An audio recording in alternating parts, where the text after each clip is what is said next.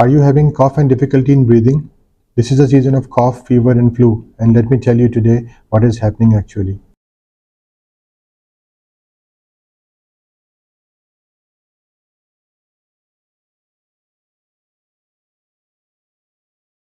About a common disease called chronic obstructive pulmonary disease, which is called COPD. It's a lung disease which makes the patients hard to breathe, and it can cause fatigue.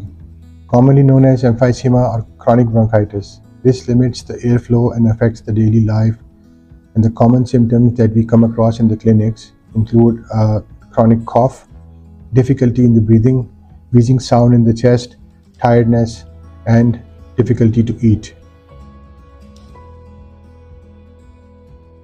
All know is the very common phenomenon and affecting everyone in the daily life. Climate change is a big issue worldwide, and we all must come along and help the cause. Tobacco smoking,